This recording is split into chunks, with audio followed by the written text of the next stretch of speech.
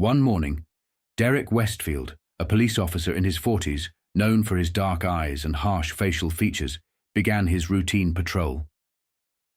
Walking through the busy streets of Atlanta, with people sweating from the heat and the streets filled with noise, he was carelessly keeping an eye on the dark-skinned people standing under the streetlights. For Derek, the world was very different from the people he knew, the neighborhoods he was accustomed to, and the school he had been trained at. In his world, everything that was safer had to be white and of average income. Since his youth, Derek had nurtured an interest in becoming a police officer. He grew up thinking that many parts of the city were simply dangerous neighborhoods. He once viewed them as low-income people. Now, as an adult police officer, these prejudices had become the foundation of his actions. That day, something changed. During his morning patrol, Derek received a call about a fight. He quickly moved toward the back alley of an apartment building. The noise was rising, and amidst the shouting, the people around him only turned their eyes to the frightened figures moving along the street. When Derek arrived at the scene, one person shouted and directed their attention to the police. That person was a young man living in an old apartment on the lower street. His body was strong, drenched in sweat, and his clothes were very worn. The people around him were just looking at him with fear, offering no help. Derek got out of his car and walked toward the man. He approached quickly and grimly, shouting at him, "What are you doing here?" The man, indifferent to the shouting police officer, had anger in his eyes, but was also hiding his fear. "I didn't do anything," he said calmly but nervously. "I was just defending my friend, that's all." Derek carefully examined the man's t-shirt and pants. A thought crossed his mind. "What's going on with you, man? What are you doing here dressed like that?" Without realizing it, he walked toward the man more forcefully, fueled by his prejudices. "Get out of here or I'll arrest you," he said, narrowing his eyes. It was that simple.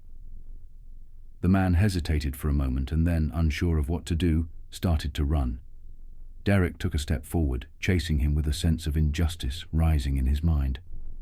"What did I tell you?" he shouted, reaching for his gun at his belt. At that moment, another police car turned the corner of the street.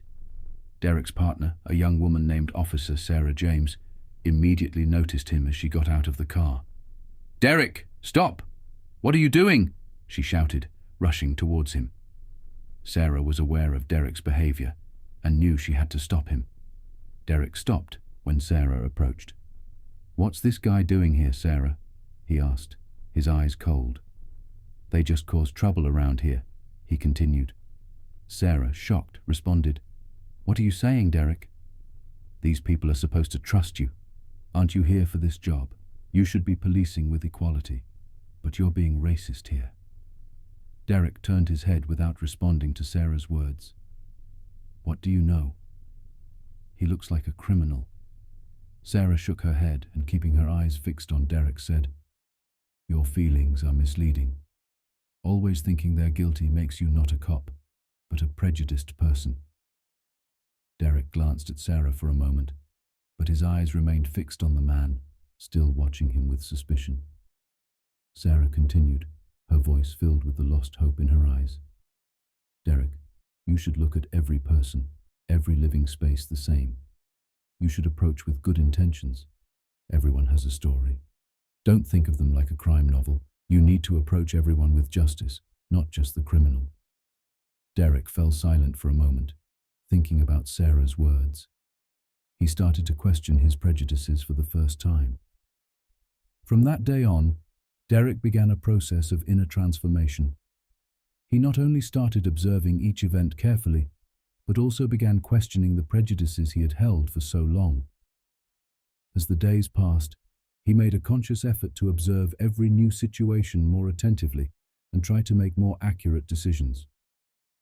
One day, Derek ran into the young man from the neighborhood he had encountered earlier. It was Jamal, the same man he had thought was guilty.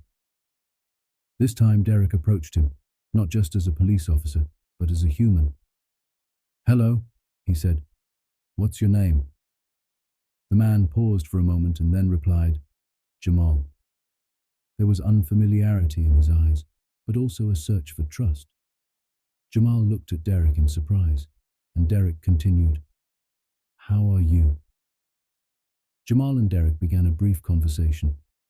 As Derek learned more about Jamal's story, he began to realize how wrong his prejudices had been. Jamal had no family, was living alone, and despite working hard to attend college, he often faced bullying and racism in his neighborhood. Bullying and racism were always his biggest obstacles, but